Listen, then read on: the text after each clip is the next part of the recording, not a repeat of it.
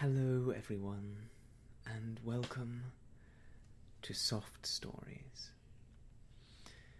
I'm Stratton, and today we are going to be continuing our reading of Silas Hocking's Real Grit, a lovely book which I have here with me today. When last we left off in Real Grit, we were actually seeing the story not from the perspective of our hero Jack Formby, but rather from that of his cousin Ralph Formby, a person who we have seen prove himself a bit of a cad, I'm sorry to say. And so Ralph has left us in his calculating treatment of the situation of his cousin's disappearance with a rather bad taste in our mouths. People believe that Jack is dead. Everyone, it seems, except for Ada Woodville, who, through clever reasoning, has trapped Ralph into saying that there is a possibility that Jack might still be alive. So it is from that point in the story, with Ralph hoping to get his claws into Ada's fortune, that we continue our reading with Chapter 18, In the Old Home.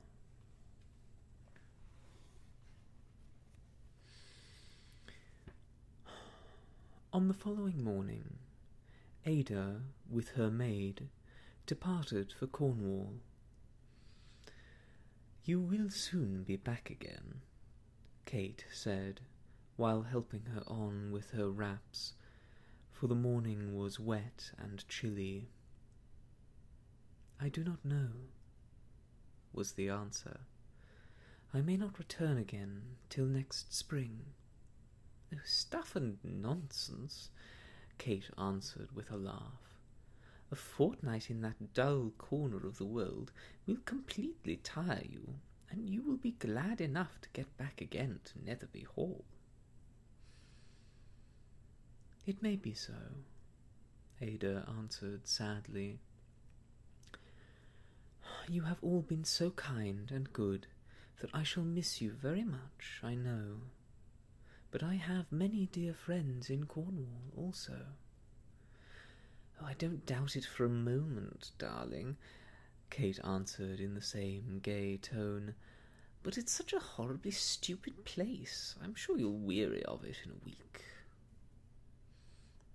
"It is quiet, I will admit," was the reply, "but it is not stupid. And I think it will be a great joy to visit old scenes and look again on dear familiar faces."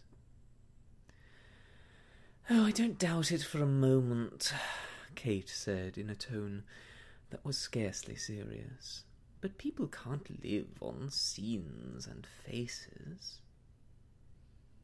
"No," Ada answered with a smile.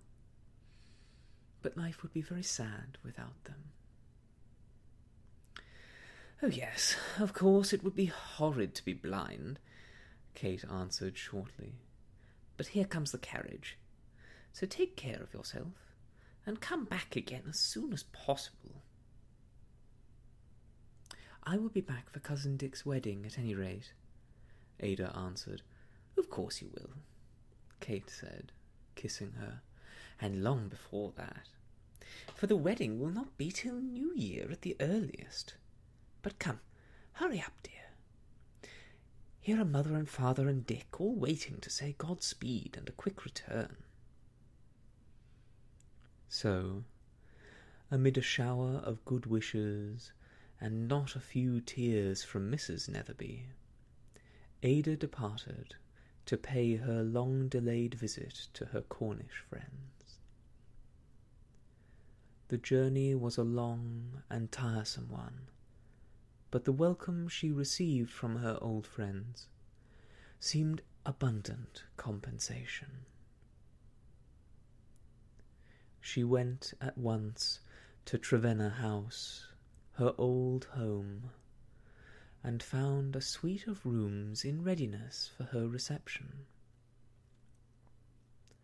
For the kindly vicar, who occupied the house during the rebuilding of the parsonage, loved her almost as much as though she were his own child, and had often longed, during her absence, for her return.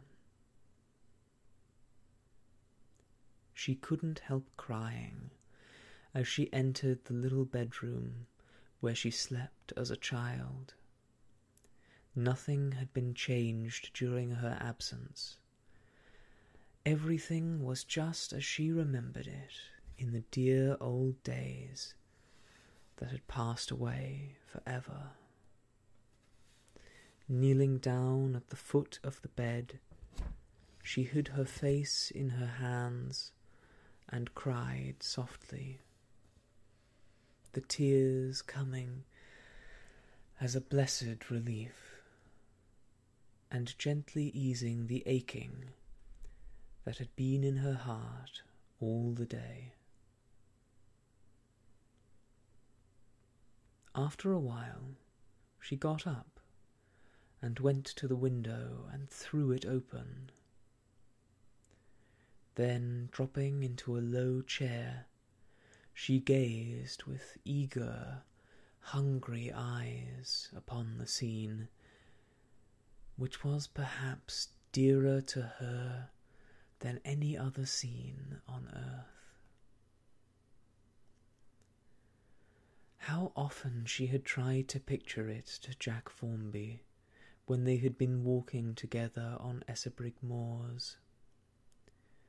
Here was the old garden, still all abloom with flowers, skirted by the apple orchard, with the fruit ripening in the sunset, and beyond the orchard the plantation of firs, and nestled in the valley below the quiet village, with the quaint old church and tower almost hidden among the trees.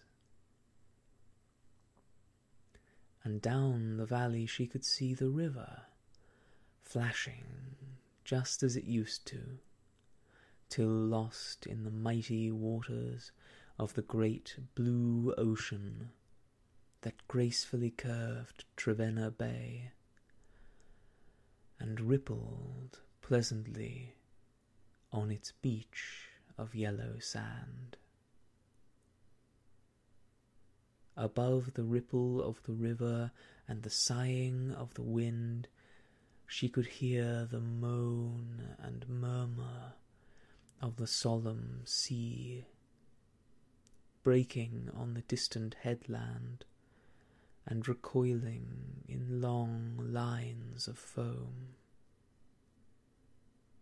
Tomorrow she would go out again on the breezy downs, where the gorse was blooming still, and the bracken was beginning to gleam with gold.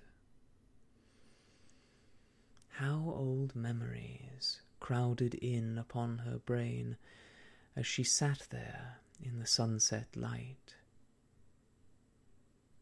In the churchyard below her slept father and mother, and the only brother she had ever had. There, too, slept her nurse, and many a playmate and friend. And I would like to sleep there also, she said softly to herself, and I think I should rest more sweetly there than anywhere else." The entrance of her maid at this point to help her dress for dinner put an end to any further meditations, and a few minutes later she was in the old cosy dining room, chatting and laughing with a number of old friends who had been specially invited to give her welcome. Kate's prediction did not come true. The longer she stayed, the less inclination she felt to return. For the first few weeks she found it very quiet, but as she had predicted, it was never dull. Boating in the day, long rambles over the downs, and visits to friends up and down the countryside filled up the greater part of her time, while in her spare hours there were letters to write, sick to be visited, and sometimes business matters to be attended to in connection with her property, though her faithful old lawyer gave her as little trouble as possible in that matter. So the weeks slipped quietly and quickly away, while the days became perceptibly shorter, and the glory and gold of autumn began to give place to the gloom and chill of coming winter. Every week she got a letter from Kate with a particular inquiry as to the date of her return, and every week her answer was the same, that she was quite unable to fix a date, and, indeed, from the tone of Kate's letters, there was very little to induce her to return. Dick was very busy, Kate had said, in getting Rycroft in readiness for his bride, and Mr. Ralph Formby was up to the eyes in several new schemes of philanthropy. A Mr. John Formby had arrived from Australia and had taken up his residence at Bodelford. This Mr. Formby was a bachelor, and was said to be very rich, besides which he was a very handsome man, considering his years, and was immensely entertaining. This last piece of information Kate had repeated in several of her letters, supposing, doubtless, that it would be of interest to Ada, in which, however, she was greatly mistaken. Ada had never heard of this Mr. Formby before, and was quite indifferent respecting his wealth or appearance. The only thing that awoke any interest concerning him was a remark in one of Kate's letters to the effect that Mr. John Formby refused to believe in his nephew's death, and pooh-poohed the idea that a Formby would commit suicide. This casual remark filled Ada's thoughts for the rest of the day, to the exclusion of everything else.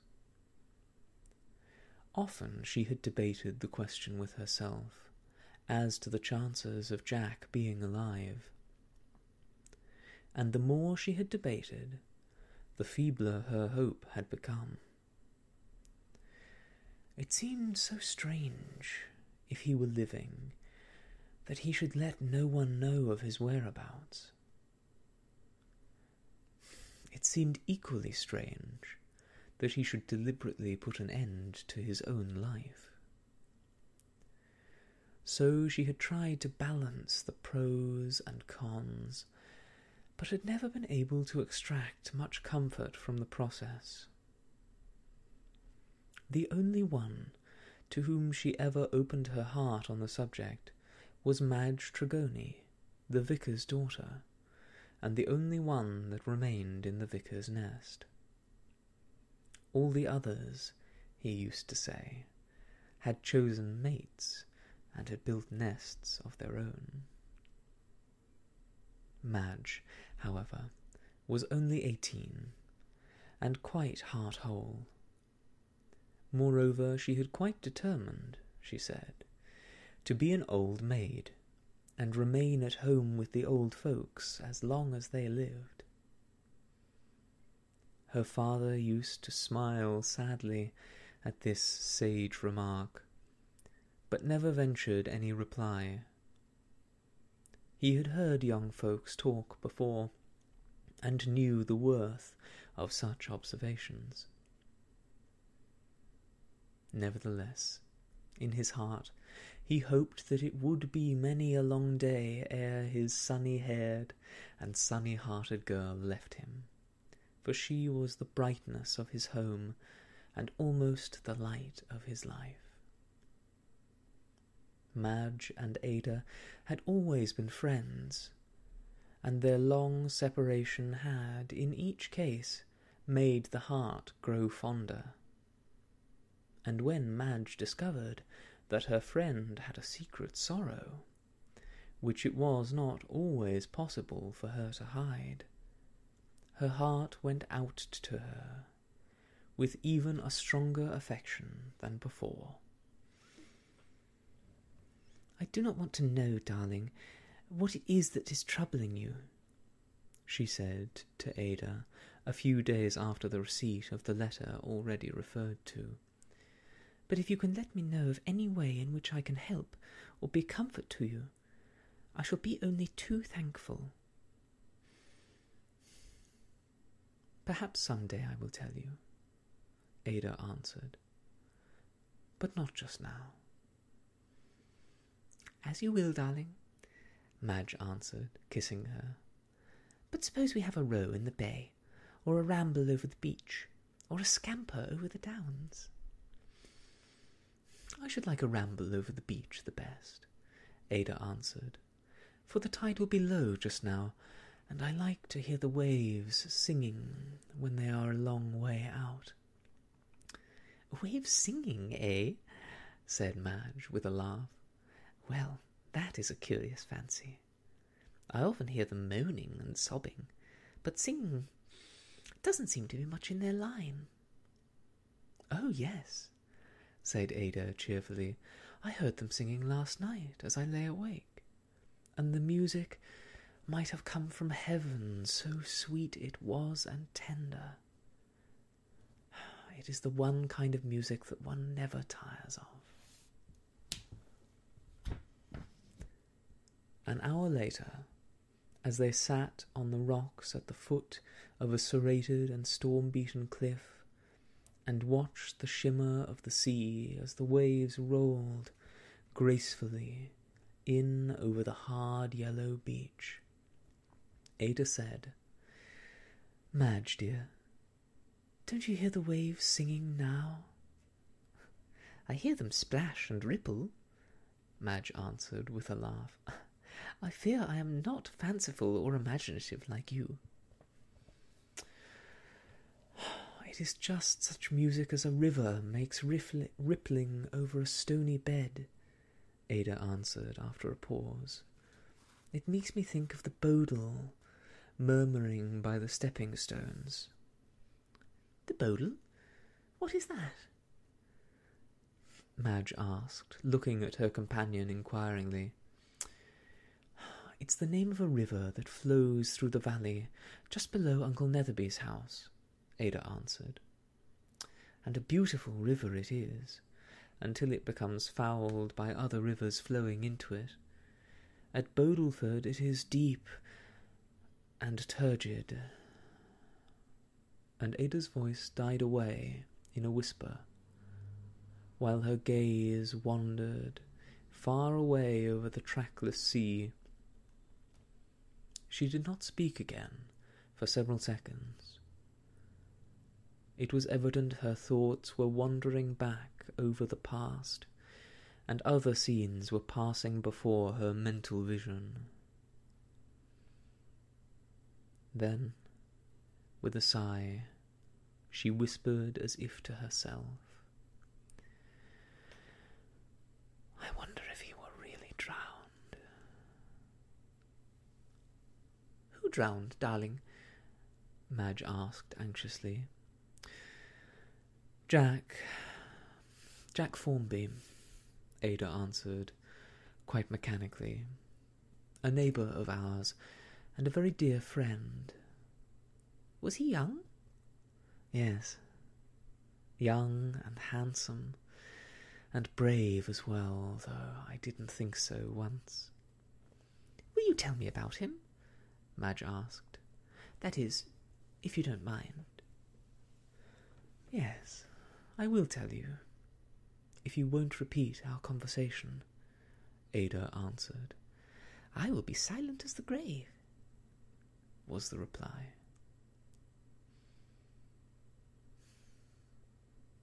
Ada didn't speak again for several seconds. Then she began quite abruptly. "His father lived in a beautiful house and was very rich. Jack was his only son and was reared in indolence and luxury. Cousin Dick said he did credit to his training, yet he had no vice save idleness, and that was scarcely his fault. He was gentle and kind and chivalrous, and so unconsciously I learned to love him. For he was always good to me, and once he saved my life. Yet because he had no ambition, or so it seemed to me, and no purpose in life, I would not listen to his pleading. Well, his father died suddenly, having lost his all, and Jack was thrown adrift upon the world without a penny, and almost without a friend. And now the strength and nobleness of his character began to reveal themselves. Without a murmur he took up his changed lot, and bravely set to work, and for 3 months no more faithful servant ever served a master. And he was full of hope that he would be able, by perseverance and industry, to win his way in the world. But trouble came. His master charged him with theft, and he was unable to clear himself, and so was dismissed in disgrace. I saw him that day, and had a long talk with him. His cousin saw him late in the evening, and about midnight he was seen walking alone on the banks of the Bodle. Since then he has never been seen alive. But 4 or 5 weeks after, a body was found in the river, and though the face was unrecognizable, all the evidence favoured the conclusion that it was he.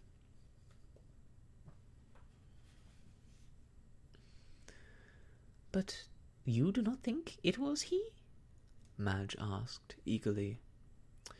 "I do not know what to think," Ada answered.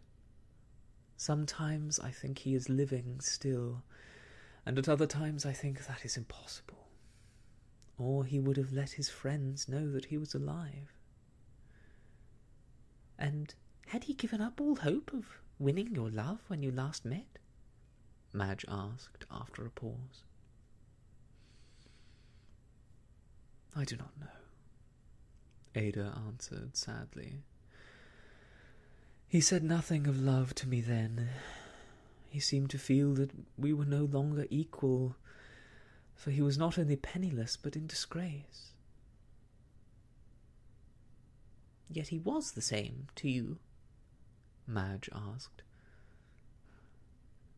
"He was 1,000 times more to me than he ever was before. I saw his strength and greatness then.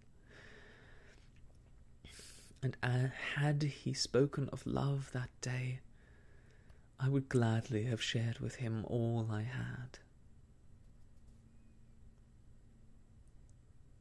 He may be toiling on, in hope somewhere, waiting to give you a glad surprise, Madge answered. Yes, I think that sometimes, Ada said, with a bright smile upon her face. For once I gave him hope that if he came back in 4 or 5 years, having redeemed himself from the reproach of indolence and sloth, that I would give him a different answer. How strange if she should turn up unexpectedly some day, Madge said, clasping her hand. Wouldn't it be romantic? Just like you read about in novels. I fear that it will never happen, said Ada. But come, love, it's time we returned, if we wish to do so on dry land, for see how swiftly the tide is coming in. And she rose suddenly, and took 2 or 3 steps in the direction of home, then stopped abruptly, while her eyes opened wide with wonder, and her colour came and went. "What's the matter, Ada?" Madge asked in surprise. "Do you see that gentleman coming to meet us across the sands?" "Yes. Why?" "That is Mr. Formby." Chapter 19. Gaining Ground. Ada was so astonished at seeing the well-known figure of Ralph Formby advancing swiftly towards her that she forgot to explain to Madge that she was not looking at the Mr. Formby of whom she had been speaking. As a consequence, the latter felt considerably puzzled at the formality of their greeting, as well as the drift of their conversation. Not that the meeting was not cordial or the conversation animated, for Ada was truly pleased to see Ralph again, and had no end of questions to ask him relative to her friends at Netherby Hall. Madge watched the pair with a merry light in her bright blue eyes, and indulged in sundry mental reflections, some of them not altogether flattering to her visitor. "He's handsome and gentlemanly," was her first thought, as Ralph raised his hat and murmured his "delighted to meet you" on Ada quietly introducing him. Her second thought was not so flattering. "I don't like his eyes overmuch, and he's a good deal older than he looks."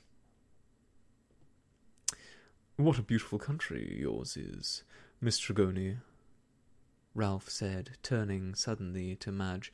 "I never was so charmed with a place in all my life. I came down here, shall I say it, in strong pressure, but I wouldn't have missed it for anything. I am sure I shall come here often in the future. Your seaboard especially is the perfection of loveliness."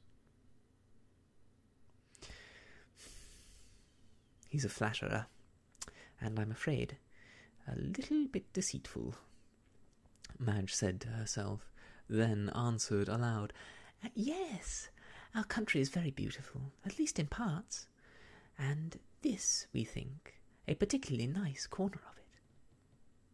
"It's just lovely," Ralph answered with a majestic sweep of his hand. "I don't wonder now that Miss Woodville was anxious to revisit her old home." "I did not come solely on account of the place," Ada answered with a smile, "for the neighbourhood of Essebrigg is not without its charms, but I had many dear friends here, whom I was very anxious to see." "Oh, yes, I quite understand," Ralph answered with a bow to Madge, while the latter reflected. How strange he makes no reference to his strange disappearance, and how unconscious Ada seems to be of his smiles. I don't think Ada seems to be very much in love with him at all, and I'm very glad of it. He's not at all what she led me to believe." A few minutes later, Madge was yet more puzzled than ever by a lengthy explanation that Ralph entered into as to the circumstances which led to his present visit. "I am here on deputation work," he said. "I've been addressing large meetings each night during the week at Bristol, Exeter, Plymouth, Truro, and Penzance. Today being Saturday, I am resting, and on Monday morning I must be off back to business." "I am sure you must be very tired," said Ada sympathetically. "I am tired," he answered, "in body at least, but as I am not in a position to give money, I must feel that I must give whatever time I can spare. It is the only offering I can lay on the altar, and I hope it is not unacceptable." "I am sure it will not be that," Ada answered impulsively. "Indeed, I think it is very noble of you to give so much of your time as you do to philanthropic objects. You keep yourself poor by your generosity." "I will not say that," he answered. "If I were rich, I might be careless, and have no disposition to work for others. Wealth, I find, is often a great enemy to Christian enterprise and zeal, so I try to be content with my lot, and do my best as opportunity serves." "And you will get your reward," Ada answered. "I wish I could do more than I do, and shall be glad to give you a subscription for any of the good works you have on hand, if you will accept it." It is needless to say that Ada's £20 note was accepted with thanks, as was also her invitation, a little later on, coupled with that of the vicar, that he would spend Sunday with them at Trevenna House, and no more congenial guest, the vicar declared, had ever been sheltered beneath his roof. Madge was by no means as enthusiastic as her father. Of course, Ada had explained to her at the earliest opportunity that he was not the Mr. Formby that had won her heart, and whose long silence was steadily putting out the spark of hope that had feebly lingered so long. "But Mr. Ralph is very good and noble," she said. "He really gives more time to philanthropic objects than he can afford. At least the Netherbys think so. But he is such a beautiful and persuasive speaker that his services are in constant demand at Bible Society meetings, temperance meetings, missionary meetings, and conversion of Jews meetings. I have heard Uncle Netherby say he is generally reserved for the collection speech, and he always makes a great impression." "I wish we could have organised a meeting here," said Mr. Tregony, "but there really was not time. But if he ever comes this way again, I hope he will let us know beforehand." This was said over the dinner-table on the day that Ralph left, and Ada promised that she would use what influence she had in that direction. Madge was silent and perplexed. She was, by nature, more suspicious than either her father or Ada, and try as she would, she could not altogether shake off the feeling that this grand, military-looking gentleman was not quite the angel that he appeared to be. Ralph had more than once caught her searching eyes fixed steadily upon him, and had felt anything but comfortable. "She mistrusts me," was his thought, "but I don't mind. Ada is kinder than ever." And this was quite true. So pleased was she at welcoming one of her Lancashire friends to her Cornish home, that her kindness verged almost on affection. Ralph had managed to secure an hour's ramble with her on the beach during the Sunday afternoon, while Madge was busy teaching her class in the school, and Ada's treatment of him had been all that he could desire. They talked freely about many things, about Dick Netherby's approaching marriage, and the chances of Jack Formby still being alive, about the return of the eccentric uncle from Australia, and the reports that were current concerning his wealth, about the success of the new Imperial Federation for the suppression of smoking, and the difficulty of obtaining funds for really useful and deserving projects. Incidentally, he mentioned that he had secured the piece of land in which the body found in the Bodle had been buried, and if tidings of Jack did not reach them soon, he proposed having the body removed to the family vault in Essebridge churchyard. "I fear it is he," said Ada with a sigh. "I fear so also," was the doleful response. "Yet I shall hope on a month or two longer, though it seems like hoping against hope." "At our last conversation you seemed almost certain relative to the matter." "Yes, that is true," he answered. "The evidence convinced my reason, and yet my heart keeps hoping still." This was said in a tone of such evident sincerity that Ada looked up at him with a sad, beautiful smile, while Ralph chuckled softly to himself, feeling assured he had got on the right track at last. He very carefully, however, avoided playing the part of lover, rightly judging that the time for that had not yet come. In the past, he had hindered his cause by being too precipitate, and he was resolved not to make any such mistake again, if he could help it. "I know I'm making headway," he said to himself as he left Trevenna House on Monday morning.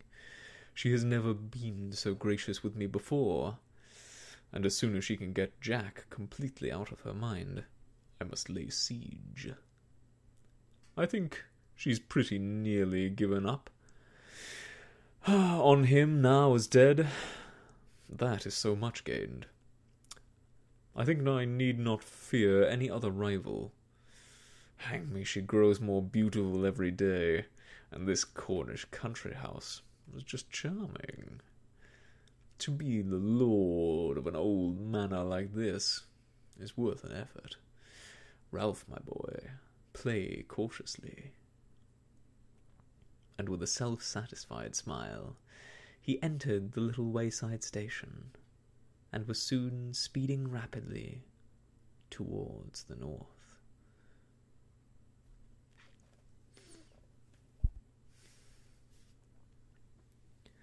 That, then, is where we will leave today, as Ralph leaves Cornwall, returning home to Lancashire,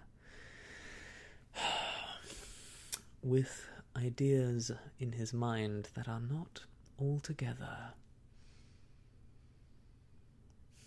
honest. I guess we will see whether his ambition comes to fruition, whether Jack really is as dead as all believe him to be, and whether Madge can prove her suspicions correct. I hope so. I like Madge. She's a good character, and a wily one. We should all have friends like her, looking out for our best interests. I hope that you do, and I hope that you have a wonderful series of days until I see you again on the next episode of Soft Stories. But until then, goodbye.